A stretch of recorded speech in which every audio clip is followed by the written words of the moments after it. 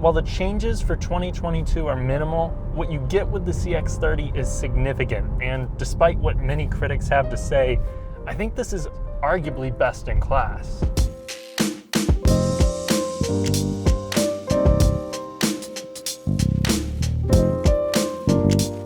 Subscribe and hit the bell if you enjoy detailed, fun reviews on cars from every segment, new and used. Thank you. First and foremost, this is about the most polarizing small crossover in its segment. So the changes for 2022, it's a pretty short list to be honest, but the biggest one is standard all-wheel drive. And this is a pretty good all-wheel drive system too. An off-road traction mode is standard. This uses the brakes to shuffle power around, and it has proven itself to be about as capable as the Subaru Crosstrek off-road. However, it's not a true full-time system like the Subaru, and it has a little less ground clearance. Additionally, you have a carbon trim now, which will have a different aesthetic treatment, and it's based on the preferred trim, which I guess I should give you a rundown on the trims now. You'll start off with the base, then you'll step up to the select, and then the preferred trim, which only adds a few but notable features to the select. From there, you have that carbon edition, which is going to give you a special gray color, black painted wheels, black mirror caps, and a red interior to spice things up. After that, you're going to have what's next to me, the premium trim. And on top of the premium trim, you're going to have the turbo models. So just the 2.5 turbo is actually based on the preferred trim again, and then you'll step up to the turbo premium, which is going to be this, but with a turbo. And then you'll have the top of the line Premium Plus, which will add things like a 360 view camera and front parking sensors. For 2021, I did a full review on the base model. So if you want to see what a low spec CX-30 looks like, check out that one. But spoiler alert, it's actually pretty similar inside and out. They really don't leave any trim hanging here, which I really appreciate. All of them will have LED headlights. None will actually get fog lights. They don't do that anymore, mainly because the headlights have gotten so good lately. And if you're looking for a good dealership experience, let me recommend Royal South Mazda here in Bloomington, Indiana. They were kind enough to give me some time with this CX-30. If you're in the market for a new Mazda or Volvo and you want excellent service, check them out. The only headlight upgrade available is adaptive lighting that comes on the premium to help you see around corners. When it comes to engines, the Mazda CX-30 is actually top of the class. It's unfortunately held back by an only adequate transmission. We're taking this thing up a really steep hill right now, just in the regular mode. It picks up so much better than the Corolla Cross I drove on this same exact road. It's what you would expect. 186 horsepower, 186 pound-feet of torque. It's hooked up to a 6-speed automatic, which we'll talk about more here soon. I think that this is honestly the right powertrain for the job, even though it does get a lot of criticism for the refinement. You know, this thing starts out around 25 grand. Your engine is not going to sound like a smooth, silky V6. It sounds like an economy car engine because that's what it is. And Mazda did something interesting here that pretty much no other competitor does. Mazda's response to people asking for more power in the CX-30 was to way over-deliver. They threw the same engine that they put in their 3-row Mazda CX-9 and the little CX-30. So that means 250 horsepower on premium, 227 on regular, 310 pound-feet of torque though, still on 87 octane, 320 on premium. It's absurd for a car this small, and really you can get that. It's still a pretty reasonable price, much cheaper than even a loaded out Volkswagen Taos. So I mean, yeah, the standard 2.5 liter is nothing exactly to write home about, but if you don't like it, you can easily just step up to that engine. With more power than much of its class, standard all-wheel drive, and no CVT or 8-speed auto, gas mileage is just okay. The turbo at least doesn't draw too much blood compared to the 2.5S. So if your budget is constraining you to the 2.5 liter, let's find out what it does to 60. All right, for this test, we're going to shut off our climate control. It doesn't seem like I'm going to be able to shut off traction control here.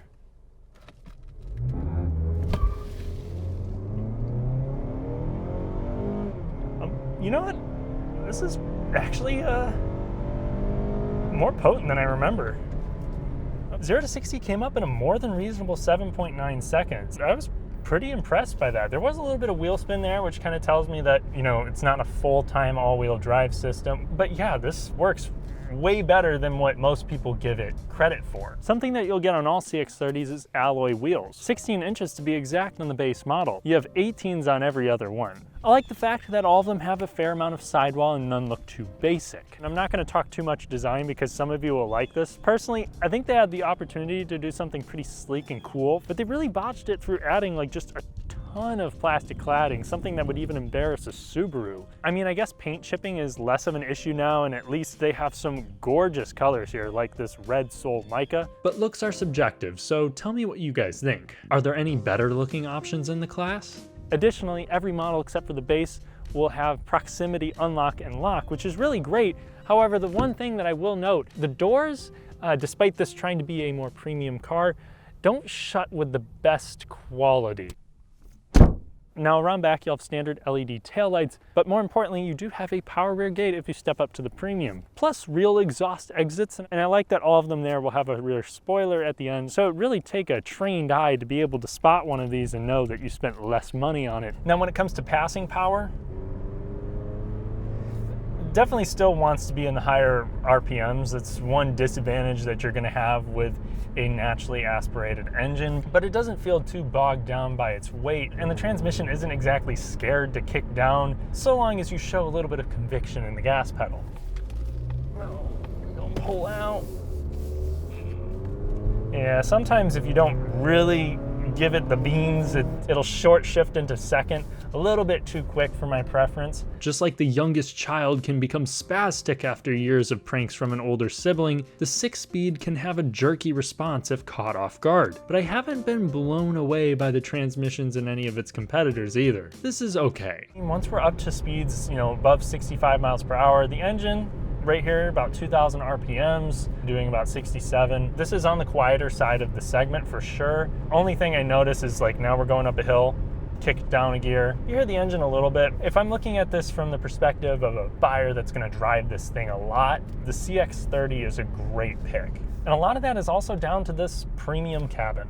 This honestly does some things on the interior that a $45,000 small luxury SUV can't do. Namely, soft touch points everywhere. For your elbows, for your knees. It's all very plush and forgiving. Most of the materials in here are soft, even like the dashboard, which it doesn't really necessarily need to be, but it makes this feel very high quality. And I'm sure it helps with insulation for the sound system, but also for insulation from the road. It really just turns this up a notch when compared to a vast majority of its competitors. Now, there's two things that'll probably piss off the most people. One, I completely agree with, and that's visibility, which we'll talk about more on the road. Two, this infotainment system can be a bit oversimplified. Trying to find some things in menus can be a little frustrating, and it honestly feels small. It's an 8.8-inch screen, but it's like an ultra-wide version, so there's just not a whole lot of real estate here. I do like that this is much better integrated into the dash than how the Mazda CX-5 is. And I like that it's oriented towards the driver, but it kind of feels like it's almost in a nook to the point where if you're sitting too low in the seat, you might not even catch the bottom of the screen. And the main thing that people complain about with these systems is that it's not a touchscreen, which personally I actually prefer. The dial right here is exactly where my hand rests while I'm driving, and it feels nice to interact with. So when you're actually driving the car, you're not distracted or trying to like pinpoint your hand exactly where it needs to be. So I see potential here, but it makes me think that Mazda needs to rework this. Once you're acquainted with it, it's pretty easy to live with. It also does come with Apple CarPlay and Android Auto, but it's not wireless. Overall, this is less techy than your grandma who thinks that you're a computer god for muting her Scrabble notifications. The standard 7-inch driver display makes this more evident, as it has very little functionality for a digital gauge cluster. You get some helpful info, but nothing more. Premium buyers at least get a heads-up display and traffic sign recognition. This does offer a wireless charger, but only as an accessory. Another point of the CX-30 that can just push away buyers is the seats. For me, they're pretty comfortable, and for other people that have, overall a more slender build, this will work pretty well. The only thing is it kind of just pinches your shoulders a little bit. I mean, it holds you in well, but it's something that for a few people out there, it might get old on longer highway journeys. The nice thing is that you have a leatherette material here, standard on the Select and Up, but if you want the best experience for your butt and back, I would go with the Preferred, which is gonna have heated seats and a power function that includes adjustable lumbar. The only other thing that the Preferred gets you is a sunroof. Ventilated seats are not an option, and oddly enough, if you want the heated steering wheel, Mazda will only give it to Turbo Premium and Turbo Premium Plus buyers. Another subtle change for 2022, the navy blue dash, console, and accents are gone on the lower trims, which are just black now. Upper models add some brown to the mix. Tech overall isn't the focus with the CX-30. It's more so the experience, and one thing that also helps with the premium experience is the standard 8-speaker audio system. I had it in my last tester, and the Bose system improves on that. It's just really good for this segment. You know, at a premium trim starting in the low 30s, this is probably one of the best systems you're gonna get. Pretty clear at high volumes. The surround sound experience is really good in here. There's reasonably strong bass. I'd consider it a highlight of the CX-30, along with the clickiness of everything you interact with. And we can't forget about the ergonomics. The well placement of the rotary dial, the nice mechanical feel of the physical shifter here. There's no convoluted capacitive buttons. You have physical dials for your dual zone automatic climate control that'll come on the select and up. You got your physical volume knob, and the nice leather simple steering wheel here that you get again on everything but the base is reassuring to grab. At this point, I've beaten you over the head with the premium feel of the CX-30, but one area that isn't so fancy is the tight cocoon feel of the cabin, a characteristic that will surely divide people and leave some to not even consider the car. Which, for reference, I'm 6'3" and 200 pounds, but at least for me, I can still fit in the front and the back. But just because I fit back here doesn't necessarily mean I will want to be back here. I can still just barely shut the door and keep my knees out to the side. Now, I know many of your first reactions is I never have someone that's over 6 foot both in the front and in the back at the same time. That might be true, but if you do have a rear facing child seat, this is going to be pretty tight. But at the very least, I do have enough headroom, which is commendable. Now, the nice touches include rear vents on every model but the base, soft backing on the front seat, and there's plenty of space underneath the front seat. It's a pretty low floor, so I do have okay thigh support, and you still have soft materials where your elbows rest, and okay amount of storage. Really, storage overall in here is just adequate. You have door pockets up front that are big enough for a 40-ounce hydro flask. That's a pro.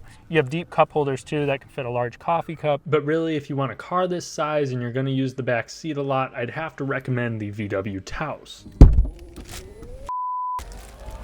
So, in the back of the CX-30, you're gonna have enough space for me here. It does feel a little bit smaller than the Corolla Cross. If you're looking for the most utilitarian small crossover, this is not it. But the reasonably low floor here and the seats that fold down pretty flat will mean that most buyers that are looking at a car this big will be satisfied with this space. And I also think that they'll be pretty satisfied with how this thing handles on pretty much any road.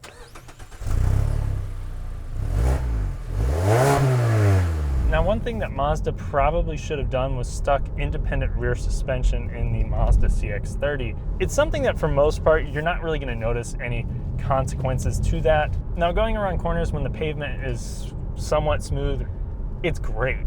The steering here is exactly what I want. Maybe a little bit too much on the heavy side for some people, but I like this reassurance that I get from the wheel. I know where the front end is going and I know what it's doing. There's actually a little bit of steering feedback in here, which is rare. It's not darty though. It's not like the steering is overtly quick, but they just do an excellent job of calibrating it to make it just a smooth, almost second nature kind of experience for an SUV. Now, if we start chucking it on corners that are also rough, that's where I think, honestly, the Subaru Crosstrek just might be a little bit more sure-footed on this really rough road that has a lot of dips and dives and dodges and ducks and dodges. The CX-30 feels just as controlled as the Corolla Cross, which is saying a lot. That was a pretty good handling car. If you're looking for probably the most comfortable in the segment around a bad road, something that's really not easily disturbed, the Crosstrek might be the best option. There are just bits of pavement, especially when you're going around corners, where the rear suspension might start to feel a little bit less sure of itself. But under most normal circumstances, this is a pretty good riding car. Body roll is also well kept for its forgiving ride. And it's really about the only car in its class that I'd actually want to take on a back road, especially, put it into its sport mode and the transmission becomes a non-issue here. And you have your little paddle shifters that are available, but it's not all great, unfortunately. And the things that Mazda let slide are things that I think are really important to a lot of people, and why I find this so polarizing. The visibility, oh my gosh. It's not so much out the back. Yeah, that's not good. But I mean, as long as you get the select trim, you'll have blind spot monitoring. All of these are gonna have autonomous braking and adaptive cruise. And if you get the Premium Plus Turbo, you'll have traffic jam assist, which is like an advanced adaptive cruise for like below 40 mile per hour range. But what really bothers me is actually just the visibility out of the front. This feels more sports car-esque because the windows are just so short, almost comically so.